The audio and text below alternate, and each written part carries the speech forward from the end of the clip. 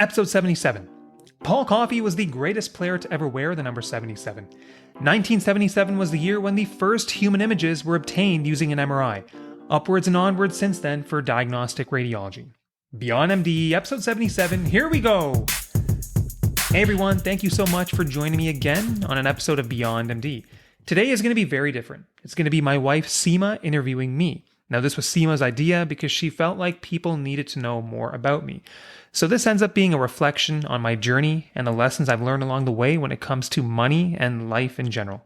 And we also talk about some of the lessons we have learned as a couple and how we navigate life and money decisions. I hope that there's something in here for everybody. It was a lot of fun to record. I will see you on the other side. Thanks again for joining. I hope you enjoy the interview. Okay guys, so as I mentioned today, we're going to be doing something really, really special. So I have my wife, Sima Acharya, on the show today. Sima proposed a really good idea. Sima, you said that it would have been a great idea if you came on for the 50th episode and you interviewed me. We didn't get to the 50th episode, but here we are. Episode number 77, I think. Yeah, I know. It took us about 27 episodes to get together, which is surprising because we live in the same house, but we couldn't coordinate our schedules. But I'm so excited to be here today on the pod. I'm pretty sure it's safe to say I've been your longest fan. And today I get to put you in the hot seat. Yeah, So that's right. needless to say, I'm super excited to be here and to be hosting you on Beyond MD. Yeah, no, I'm really excited to do this too. I was going to make a joke, and I thought that you really enjoyed up until episode 6, and then the interest maybe faded away, but it's all good. So why don't you, Sims, why don't you tell people about yourself a little bit? I think they've heard a lot about you in little snippets on the podcast, but tell us a bit about yourself so people know. Yeah, for sure. So I guess professionally, I've been in the HR strategy and transformation space for about 15 years. So my career there started in consulting, working for a big four company, helping big companies go through a lot of change.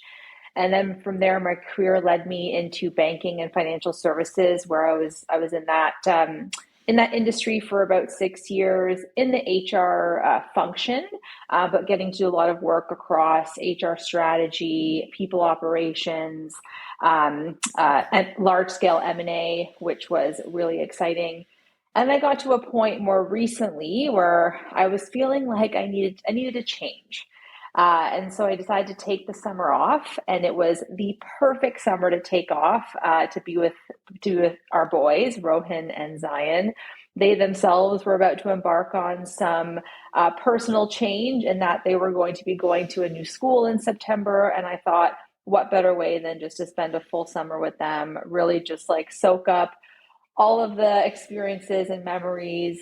And coincidentally, you also had a lot of time off, Yatin, this summer. So it was the best summer. I had time to spend with you and the boys, along with just spending time with myself and reflecting on where I want my career to go, which I feel like I've landed on.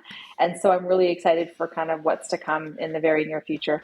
So for somebody who's maybe contemplating, you know what, I'm really grinding it out right now. I don't know if what's in front of me is necessarily the path forward, and I'm contemplating a break. Like what would your advice be? Because sometimes it's not that it's frowned upon, but it could be hard to take action and just say, I need a break for myself. What would your advice be? I would say listen to yourself. So like be okay and be okay with taking that risk, taking that time off. Because realistically, it's really hard to think about the next thing that you want to do career-wise when you're in your current role. And so I do believe, and I wouldn't have been a proponent of this like 3 months ago, but now having just finished that 3-month time away, I could say it is the best possible thing that you can do for yourself, to give yourself that time and space to think and reflect and really figure out what it is that you want. Because at the end, you're gonna set yourself up for success to actually go and get it. I know I've told you this. I've also told people in conversations, but I also do want people to know, like the steps that you took, for yourself to figure out a path. I'm really proud of you for taking those steps because it's not always easy to do so. So I should probably stop asking questions and maybe hand it over to you now. So feel free to ask me anything on this podcast, and I hope that people will learn something from my journey and what I've picked up over the last few years. Yeah, amazing. So I guess I know in your podcast, you always start off by asking your guest. So I have to start by asking, where does the pod find you today? But I know where I can find you. You're in our basement right now recording this podcast. So I will take that question off of your plate. Yeah. And we can dive right into the fun stuff. I think that kind of happened because when I started recording, everybody was still remote. And I found like some people would be in really interesting locations. And I thought it would add a really interesting element to the conversation right off the bat. So that's why I started it. Now, a lot of people are back at work. I've gotten to know my network. So I'm starting to ditch that one, but it's all good. That must be a result of me only listening to episode 6. Yeah, that's right. There you go. Confessions come out. Yeah. Okay, so Yatin, I really want your listeners over today's episode to learn more about you, to learn more about your financial journey, what you've learned along the way, and then looking ahead, how you see yourself evolving, not only this podcast, but also you and your ways as you continue to kind of build your financial acumen, broaden your network, and just build deeper expertise in the area of finance. And so perhaps to start, let's take a look back. So I remember back in 2020 during the pandemic, you turned to me and you said, Sima, I have this idea to create a resource that would educate my peers across healthcare on financial literacy. I see there's a gap today, and I feel like I am impassioned to fill this gap with something to help my colleagues. And I remember when you shared that with me, immediately I was like, just do it. You got to do it. And before I knew it, you had figured out how to download the software. You bought yourself a fancy mic. You kind of got yourself all ready to launch this new podcast, Beyond MB. So can you share a bit more with your listeners on some more information about that decision? What were you not seeing out there? And how did you feel like this particular podcast would help fill that gap? That's a great question. So one thing I will say, in how you phrase that question, really interesting. It made me think of something right away. So one of the reasons, like I want people to know this, why I view Sima and I as a really good team is we balance each other out. Sima, you know that I overthink things a lot. And there have been many times in our marriage, we met now 13 years ago, and there have been many times where I will overthink something and I won't take action. This is one of those scenarios where I did a quick Google search, I ran it by you, and then I just decided to take action. So that's one thing. And you've always been, I think, better than me at doing that, not overthinking and actually putting that foot forward. So we balance each other out really well. But back to the pod, as you know, from the times we try to sit down and watch a movie, I get really restless. I get twitchy when I'm not exercising my mind and doing things. So April 2020, I worked about 4 or 5 days in the hospital. And I remember those days. I was on my phone, on my Yahoo Finance app, looking at stocks. And I was just like, well, I know I'm getting really interested in this, but there's got to be another way for me to continue doing some good for the world and having an impact. And so that was my motivation for starting the pod at that time. Yes, my interest in finance had been growing.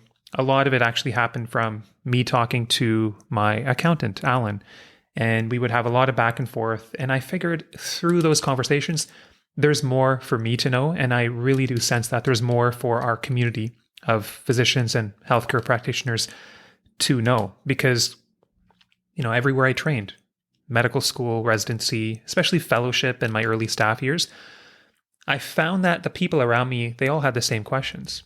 How should I be investing my money? Should I be buying a house right now? Should I be renting? Do I need a financial planner? What kind of questions should I be asking the planner? Do I need to do other things? these questions came up again and again and again. And I said, there's got to be a way. So I said, let me try to interview subject experts. It'll be a great opportunity for me to learn. And let me just share what I learn with everybody else. So that's how the podcast was born. So on a bigger picture level and on a more granular level too, I know that I needed to learn these concepts as well, especially when we moved from Calgary to Toronto. Life was more expensive. And I felt like it was really important for us at this stage early on to try and nail some of these concepts down. So that's kind of the genesis of Beyond MD. Yeah, it's incredible. It's been such a wonderful journey to be sitting alongside you and seeing where Beyond MD started and where it is today. Like, I did not believe that we would be 77 episodes in, that you would have this network of, now friends across the financial industry and within healthcare, that you've been able to really forge as a result of the podcast and your just genuine interest in wanting to learn. And then by doing so, helping others learn in areas that are opportunities for healthcare professionals to know more about. And so it's been just so fun to see that journey. And also selfishly, I have had to hear less about the finance stuff because you've built that network now of friends and colleagues that you can now ask the questions, get the advice. And I just will come in with, a couple words here and there. Most of the time, things that you already know, but are maybe just looking to get validated. So I feel like my role has shifted, but it's totally okay because I'm seeing that you're flourishing. That I appreciate that, Sims. And with that, you raise another really important point that I do want to talk about, because I think what's so natural for us is the person that we spend the most time with. So I spend most of my time with you, even though admittedly, I will be downstairs in the office tinkering around. Maybe you're in bed watching a show, but I think lately I'm doing a better job. We're spending more time together. But the person that we spend most of our time with, they naturally become a sounding board for everything. And they may not necessarily have the same interests, yet they're an easy access point. So back in the day, I would be coming to you naturally and being like, hey, what do you think of this investment strategy? Or, hey, I'm thinking of putting more money into the RRSP this year. I have some catch-up room. Let's talk about it. I remember there was one night we were watching a show. This was earlier in the pandemic. You were about to bite into this piece of pizza. And then I busted out some financial nonsense at you. And you just kind of looked at me. And in that moment, I was just like, too much. Let's just shut up and watch the show. So, it kind of just hit me then, even though this is the person that I spend the most time with and I love so dearly, they shouldn't be the sounding board for everything. And so Beyond MD has given me that avenue to connect with other people where I talk about the financial stuff. And now we'll talk about this more later, but I think that we as a couple, in terms of, how united we are on how we live our lives, including the financial aspects, I think we are operating much more in unison today, but this can come up later, but I wanted to bring that up as well. I think it's an important point. Yeah, no, I completely agree with you. And I remember that night vividly in the pandemic where we were about to eat some amazing homemade pizza. And you were like, this is the time in the middle of this show for me to dump this stuff and content on Sima. I'm seizing the opportunity. But anyway, we've come a long way since then. So speaking of a long way, and going back to kind of just talk about the growth and evolution of the podcast, I personally have seen a lot of tremendous growth in your own financial acumen over the last, 3+ years. But I know the journey to get here wasn't necessarily easy. And in the answer before, you mentioned Calgary, which I feel like was just a plethora of learning for us. Mm-hmm. But I want to just kind of dive in there. And as you reflect on your journey, what do you feel have been the biggest lessons learned? Yeah. Maybe I can talk about the financial elements first, and then maybe I can expand it and go beyond that after. So, just in terms of the finance, because I was really clueless. Like when we were, in San Diego, we had little to no income that year. So we'll put that aside. Calgary, we had a healthy income. And I didn't really understand a few important concepts. And those concepts that I'm going to talk about now are basically the amount of money that you can set aside and invest early so that it compounds over time. Really important concepts. Like I think that had I known that, the nest egg that you are going to grow is dependent really on a couple things. It's how much you're able to set aside and how long you're able to let that money grow over time. Those are really the two big things. And I had no grasp of that. So the podcast certainly put me much more in touch with these concepts. They're very, very simple concepts, but this really boils down to the Pareto principle. So Pareto was an Italian economist, and then through some of his work, people came up with the 80-20 rule. So if you master 20% of the basic concepts, you're probably going to derive 80% of the benefits. So had I just been in tune with the importance of, and I don't like to tell people to live below their means, because let me tell you why. Physicians have a very, very long route. We often don't start earning our income until we're into our early 30s. And so by that time, we're human beings. We have wants, we have needs. We finally, after all these years of rigorous training, we want to spend. So rather than telling people to live below their means, I try to reframe that and say, spend on the things that are really, really important to you, but don't spend on everything. And I think if you live life like that, you will hopefully end up saving some money. And I think the earlier you can take that, put it aside, invest it in a common sense way so that it grows over time, and just don't touch it. Like, don't touch it, just be patient. I think you will get the majority of the benefit just through those simple concepts. And so if I just pivot back to Calgary, I know there are a lot of moving parts. Like Zion, our youngest, he was born there, right? And that's something we learned about there, the pregnancy. And then things changed. I think we ended up, because of that, shifting from our rental, which was relatively cheap and cheerful in the grand scheme of things, to buying a house. And so there was a lot of cash flow going towards the house that we maybe could have invested. Again, it's not going to make us or break us here. But I think when I look back to Calgary, that's one thing I do think about. Oh, maybe we could have kept things a bit simpler and just applied some of these basic investment principles. And it maybe would have put us a small step further ahead financially. So that's one thing I think about. And then in terms of other things, as I am evolving as a person, I'm entering my 9th year of clinical practice. I still love radiology. I still feel very, very grateful to be able to do what I do day to day. But I know, Sima, that there are other things that really make me tick inside as a person. I have to continue finding ways to grow, and that could be both within medicine. So, for example, I think it's really important for a lot of us to take on new roles within our work. So one thing I did a year ago is I became very interested in educating residents and medical students coming into our department. And so I took on a leadership role, Director of Radiology Education at North York General Hospital. That has added so much to my professional life. But at the same time, I think it's really important for us to have some interests on the side that keep our personal lives really exciting.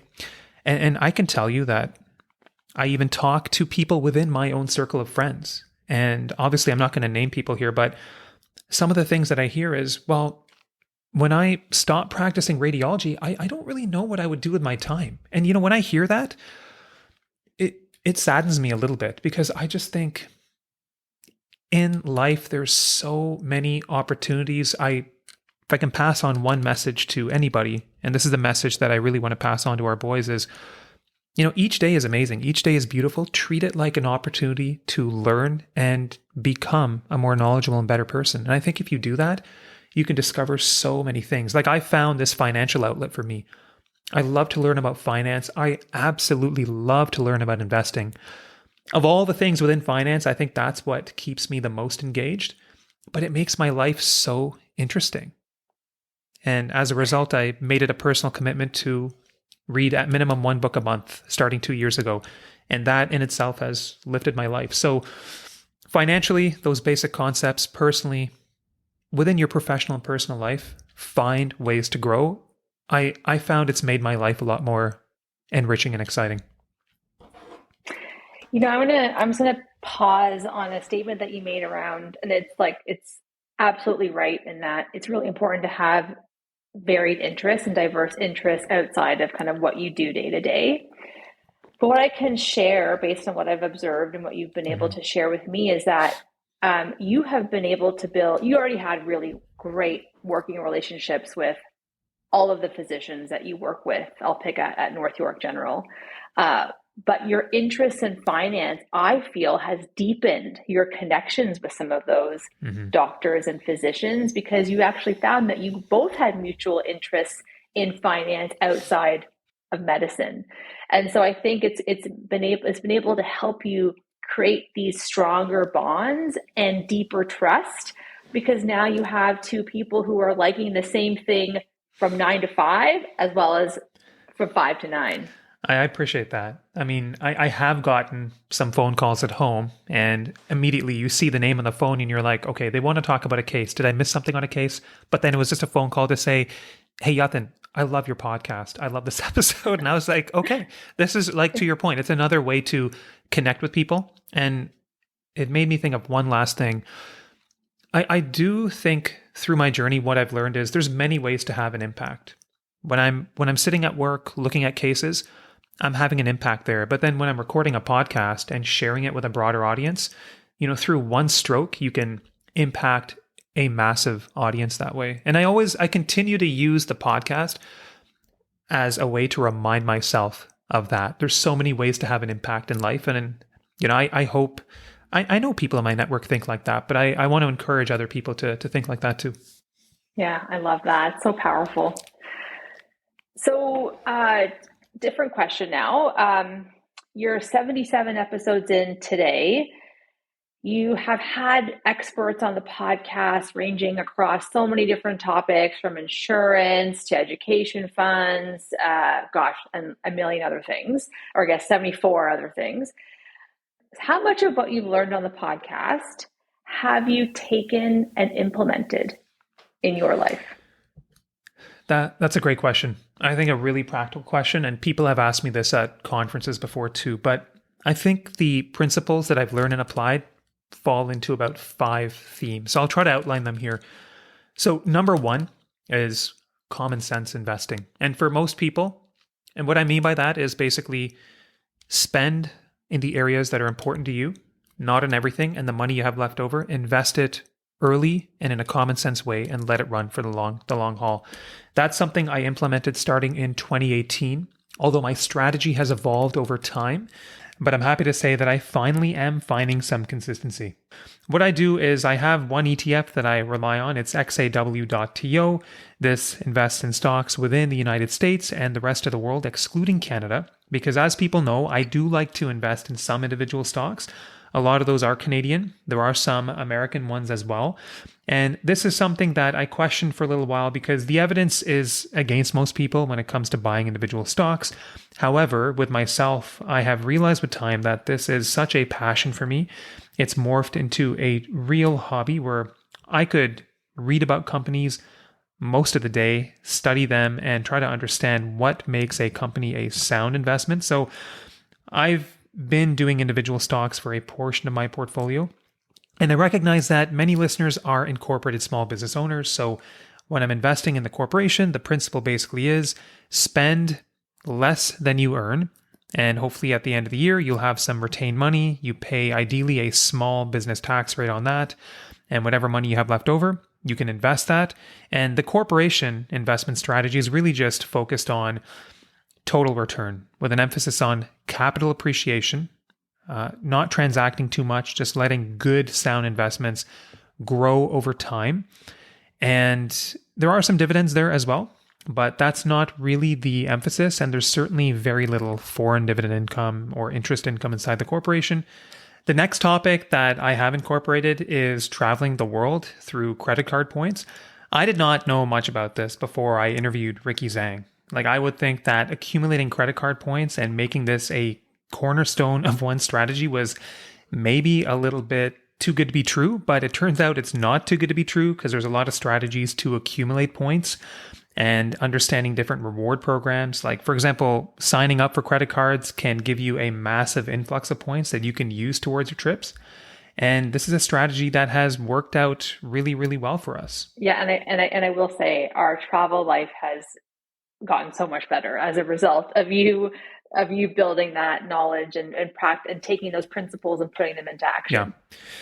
Yeah, no, it really has. And I think it's really opened our eyes to an area, an aspect of our life that we truly, truly enjoy. And I think it creates for so much family bonding as well. And the boys are now, as we know, like they're Yeah. amazing travelers, right? So Yes. so that episode with Ricky on traveling the world efficiently with credit cards, that was amazing. I recently opened up a health spending account as well. So that was one of the more recent episodes that helped me shift my thinking around, how to do things in maybe a slightly more tax efficient way. And then on the real estate front, the way I do it has pivoted. As you know, you, Sims, were the wise one who told me, having rental properties is not an easy process.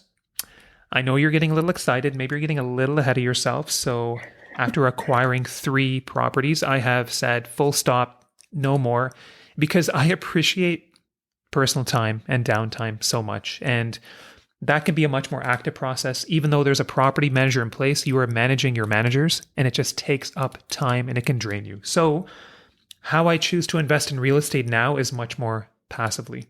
So what I usually end up doing is making smaller investments into projects through private equity. And this way, I'm not going all in on one property. I'm spreading out my risk amongst different projects, different styles of investments, and it's extremely, extremely passive. And we have had episodes on this as well. So if people are interested in learning more, they can go search that in the library. But I found this to be a useful strategy for me, understanding that I really value my time. And the final thing that I have really grasped onto, it's through the work of Andrew Hallam. And in his book, Balance, he talks about this 4-legged stool that creates a balanced and successful life. So the 4 legs really are your mental and physical health, your finances, your purpose in life, and most importantly, your relationships. And one thing I've really learned, Sims, is that your success at work can come in spurts, right? Like you can go really hard at work, but if you only focus on work and you ignore those other aspects of your life, especially the mental health, the physical health, and especially relationships, you're not going to end up as happy. It's not a recipe for success. So you need to keep those other elements of your life going, but your work can take a gap. You can take a break for like a week or 2 and then go back hard at a project. So those elements of balance that Andrew talks about in his book, I have really latched onto those, and I keep those in mind as I go forward with my current project or any other projects that I have in mind. Yeah, those are amazing. And as I said, we've really benefited as a result of you just deepening your knowledge and understanding in those places. Now, there's also topics that you've had on the podcast that you haven't implemented yet. So, for example, whole life insurance, and I know that there's others. Maybe you can just share kind of some decisions around why you haven't. That is a really good question. I can address whole life insurance specifically. So, for the listeners, I know many of you are already aware, but we have permanent life insurance. And then under that, there are 2 types: whole life insurance, universal life insurance. I think that these products, based on what I understand, they have a few specific roles. But I have been in the camp who believes that the main role is going to be finding a way to transfer funds to the next generation, in a tax efficient way. And I think that those strategies are great, but I think they make more sense to pursue once you don't have too many expenses in your own life, once you have less mortgage debt, once your other investment vehicles have been maximized. I will kind of take our personal situation. So we still have a mortgage that we're paying off. I am still catching up on RSP contributions, my TFSA contributions. And so I have those other buckets to take care of. I think once those buckets are taken care of, not completely, but to the most part, then I can start to think about another instrument such as permanent life insurance or whole life insurance. I think it fulfills a specific need.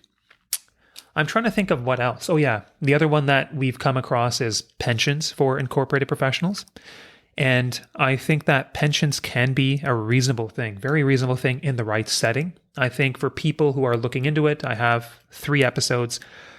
but you ideally should be over 40 years of age. You ideally need to have enough money in the corporation to contribute to these pensions. And it can be a really, really useful tool for tax deferred growth using your corporate assets.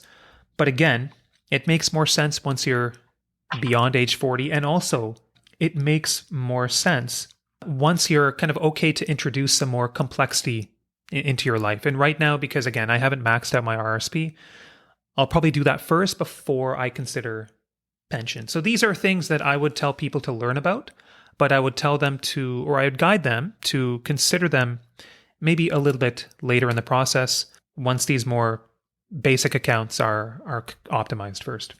Yeah, it's helpful, right? It's good to be, it's really important to be transparent about the things that you've taken and done right away, and then also talk about the areas that you believe in, like whole life or pension, but you might just not be ready today to Yeah, execute exactly. or kind of to implement those practices. But as you said, it's so important just to have kind of a basic or even intermediate understanding of these topics so that when you're ready to pull the trigger, you can. Yeah, and also educating yourself so that when the time comes, you're asking the right questions, so you're getting the best service possible. So, I mean, I think you kind of started to go there a little bit, but when you were talking about investment strategies around kind of holding something for a long time versus kind of buying and selling or acting quicker, if I just reflect on you and I'm definitely the type of person that I have a stock portfolio and I let that ride. I don't check it. I honestly, I'm pretty laid back about kind of what's happening there, where you are definitely more on top of it. You're in Yahoo Finance every day. You're reading the ups and downs, and you're sharing with me kind of the ups and downs of different stocks. But it's helpful. It's really useful to have that balance and to surround yourself with people who have kind of differing views or differing approaches, because it just can bring to light a way that you may not have thought about, or for me, you kind of bring the latest breaking news, and I'm like, oh, I need to go, buy Nvidia tomorrow because stock is going to drop. So, you know what? I'll clarify a few things there. So let's be clear. Your investment returns are better than mine. And I think part of it is you don't touch your portfolio. You just kind of let it ride. And I really do believe that's a big part of it. Now, the other thing is, yes, I do keep in touch with the day to day or the week to week. I would say that's because it's a personal hobby for me. I like to stay engaged, especially with the individual companies that I hold. But I do want people to know that that's not, for me at least, a recipe to act. But I think for the vast majority of people, and this has happened to me too, if I'm too on top of the day to day, you can hear some noise, and that can be a recipe to act, and you can end up regretting it down the road. So yeah, you want to have a balanced approach. I would advocate for most people to probably check less frequently. And one thing you said, Sims, that reminded me of the actions that I have implemented through the podcast. One is also charitable gifting. So I know you and I talk about that, and we've had conversations, and we still talk about it. Like, if we were going to support a charity today, who would we support? And we did this recently for Rohin's birthday when he turned 10. We talked to him about it, and he made the decision to forego gifts from his friends and instead accept donations to charity, which I thought was lovely. And it's something that I'm really happy we're talking to the boys about early. yeah, I mean, it really speaks to the power of your kids listen and absorb way more than you think that they are when you're all with each other having these conversations. And yeah, Rohin so admirably decided to collect money and donate to a charity for his birthday. But I'm even seeing some of the lessons coming through the kids in different ways. For example, when we were in New York, and when we were flying home to come back to Toronto, we decided to take the subway, and then we decided to hop on what we didn't know was a free bus to LaGuardia. We stepped into the airport, I think spending all of like $20 to get there. And Rohan turned to me and he was like, Mommy, we just spent $20 to get from Manhattan to Queens Yeah, I LaGuardia know. Airport. He was Yeah. and he was like, that is amazing. And I was like, what?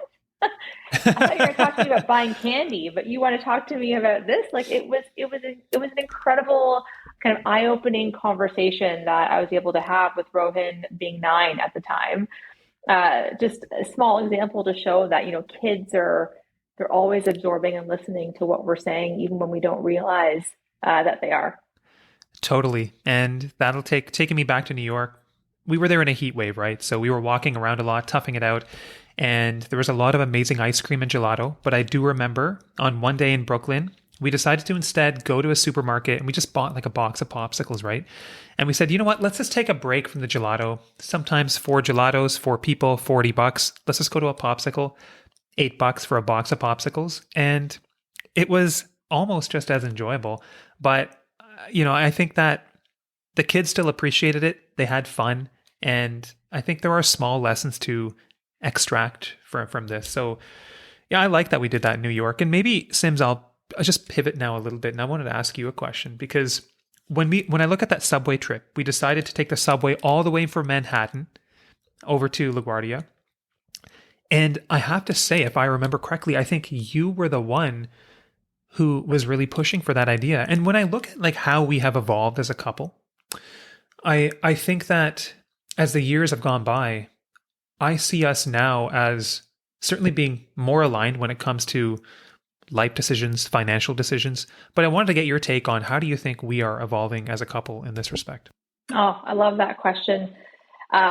And before I answer, I'll wrap the LaGuardia bus story.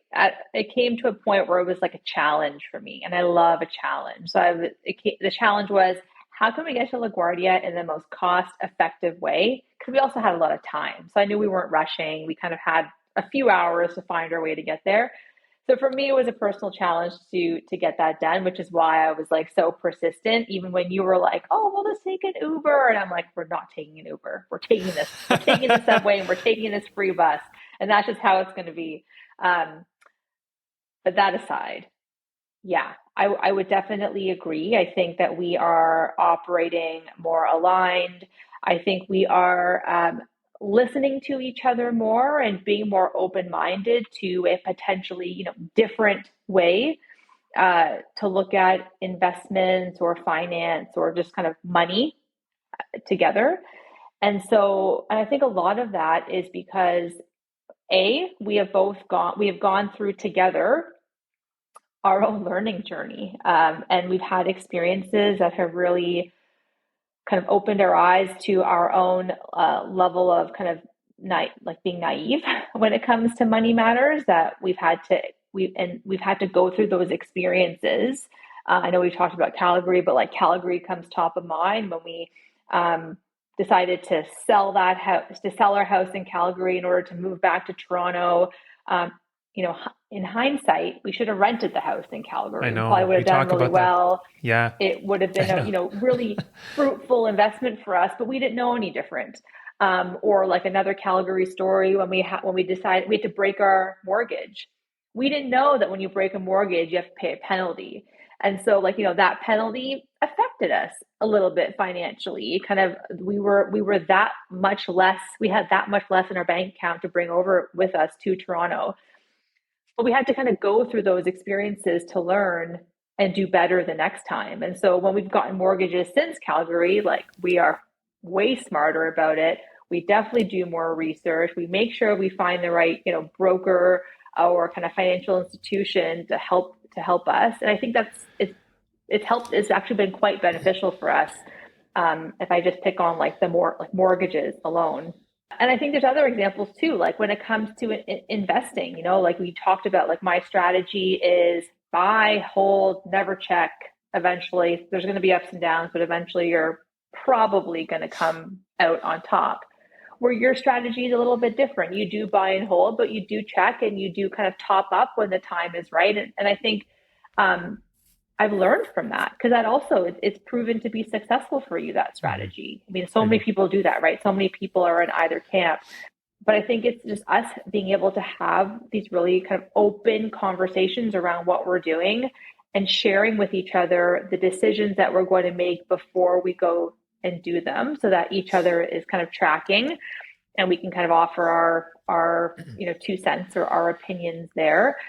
I think that's really helped. I think maturity is another thing That's also, obviously comes as you get older, but just learning more, understanding more, and having different experiences, I think for us has just like made us more in sync. I love that. And I'm going to go back to that Calgary example for just a second. So you mentioned that when we broke our fixed rate mortgage there, we suffered a penalty. I remember that day. You sent me an email like exclamation mark, exclamation mark, like I can't believe this. Like we have to pay an $8,000 penalty to break this home. And remember, this is a time in our lives when we were just really beginning to earn an income. So any hit like this, it was a true hit. And we felt it. But I also remember that day and the next day, like I was really unhappy. I was sweating buckets. Like, yeah. And I think if I can just take this example and compare how I reacted and how you reacted, for you, it was that initial hit, but you got over it really quickly. And for me, it lingered, it persisted. So if I can say there's one attribute that you taught me in life that's really important, it's to take things, process them. But once these things happen, you have to let them roll off the shoulder. It's water under the bridge after a certain point. And Sims, I have to say that's the most important thing that you have taught me. So I wanted people to know that. And I thought maybe I could flip the script here and maybe just say, like, what would you say in our 13 years together? What's the most important thing that I've taught you? Ooh, that's a great question. I feel like you've taught me so much, but one thing comes to the top of my mind, and that is I really respect and admire how much you want to learn about things outside of your immediate domain. Like your level of intellectual curiosity and hunger to learn is amazing. And not only learn, but also share with others. There is one thing to kind of do your own reading, keep all the information to yourself, but you act to find the ways in which to educate the people around you, be it me, or the kids or your colleagues or your listeners through the podcast. Like you really want to spread knowledge and awareness. And I think that it's remarkable. And I think you finding ways to continue to do that, which you're doing through being director of education at North York General, through the podcast, through kind of doing presentations for your physician colleagues around Toronto and Ontario. Like you found these avenues where you're really letting your passion come to life and thrive. And I think that has been incredible. I really appreciate that. I'll be thinking about that as we head off into our brief vacation here. I really appreciate that. Of course.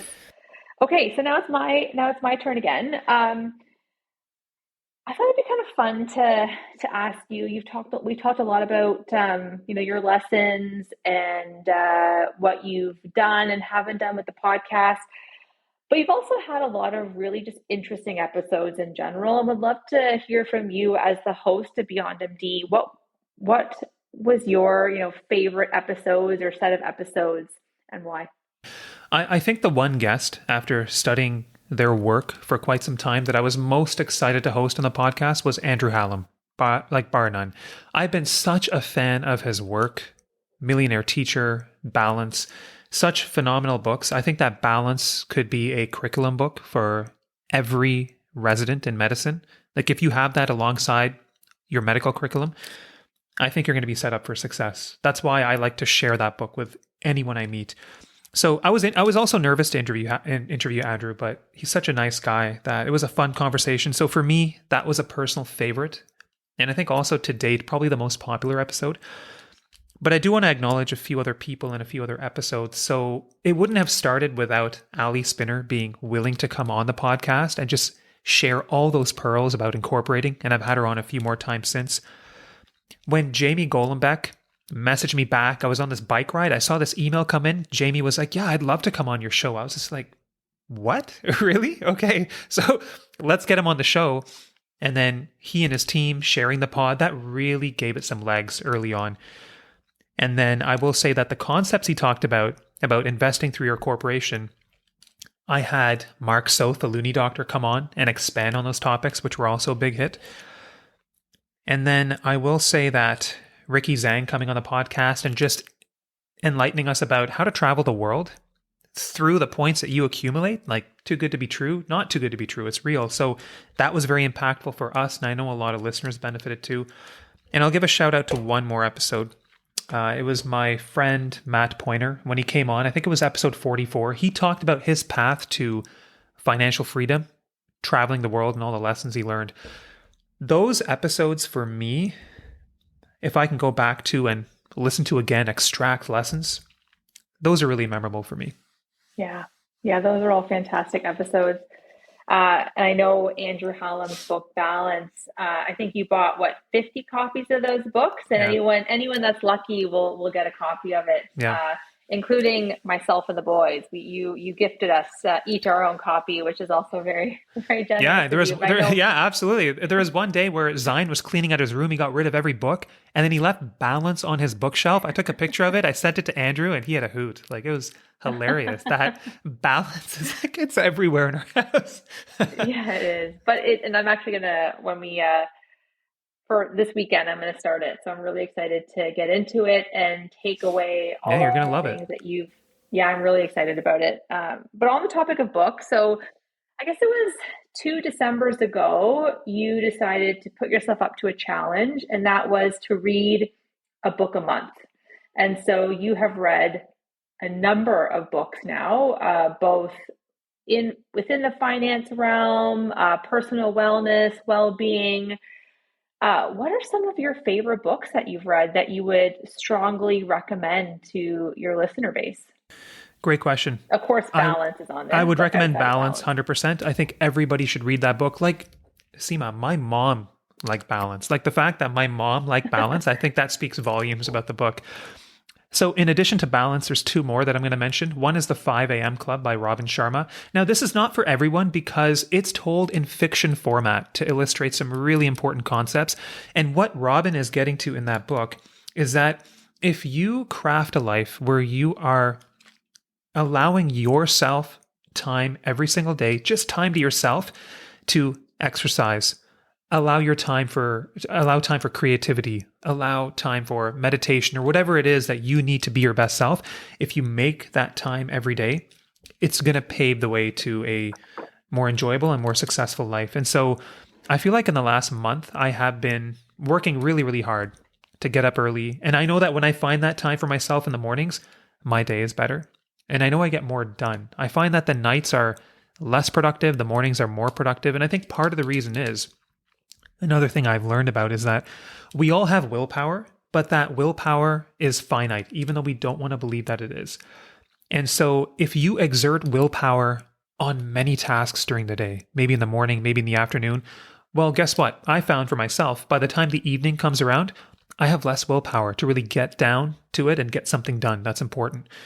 So that's why the principles from the 5 a.m. Club really resonate with me. Get up early. The most important things that you want to do, get them done first.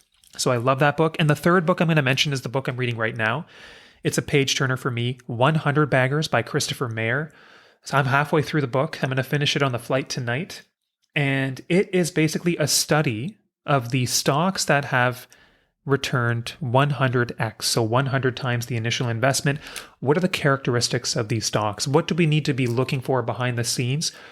Again, people have asked me, why do you do this when you could just buy a simple index fund, ride it out for life? For me, it's more the pursuit of knowledge, the intellectual stimulation, and it's a true hobby. And this is actually what's led me to recently start an investment club. So I started an investing club. There's 5 of us in the club. We're already having great conversations, but these are the 3: Balance, 5 a.m. Club, and 100 Baggers, my 3 favorites to date. Amazing. We'll have to drop those names and authors in the show notes, absolutely, so that folks can get it. Okay, I feel like we're nearing close to time, so I just have a couple more questions, and they're a bit kind of more fun in nature. So, who would be your dream podcast guest? If I had to pick one, I would really love to have Scott Galloway, Prof G, on the pod. He is somebody who has inspired me. You know, I love that he's so just open and honest with his own personal journey on wealth building and what he's learned in life.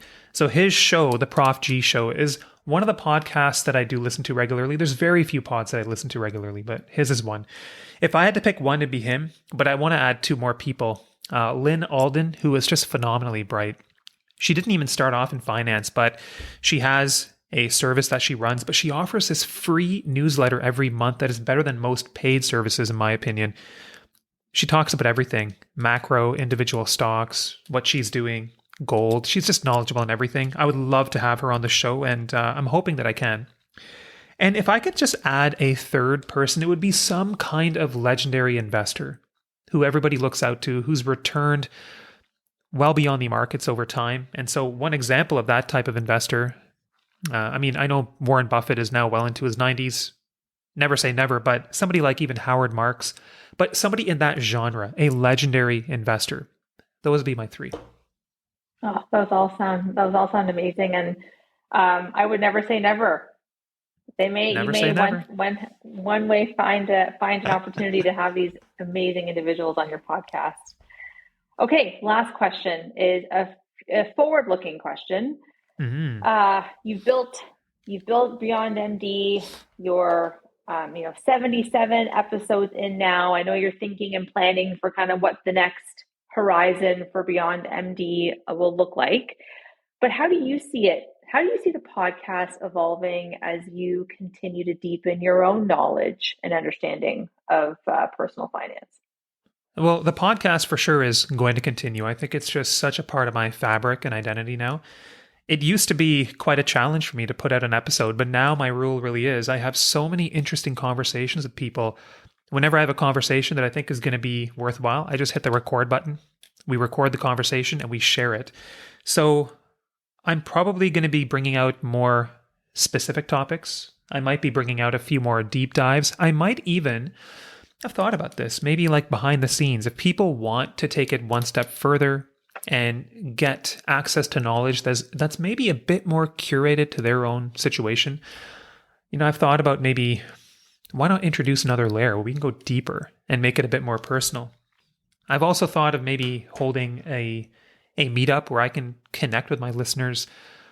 I'd still love to do that one day because, as easy as it is to get access to information remotely, I think people really crave that personal connection. So I'd love to maybe make that an element of Beyond MD where we maybe meet up from time to time.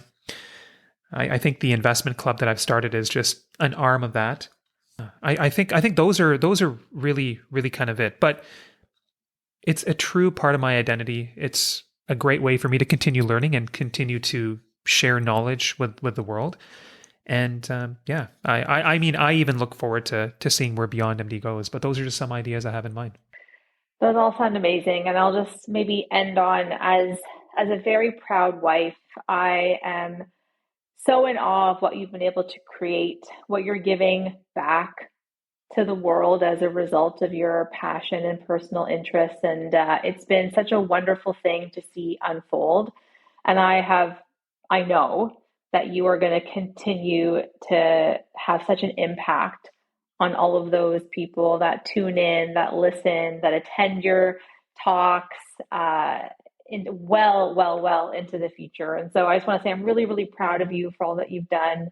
And you're an amazing human being. And I'm so happy that you have this platform to be able to give all that is you to the world.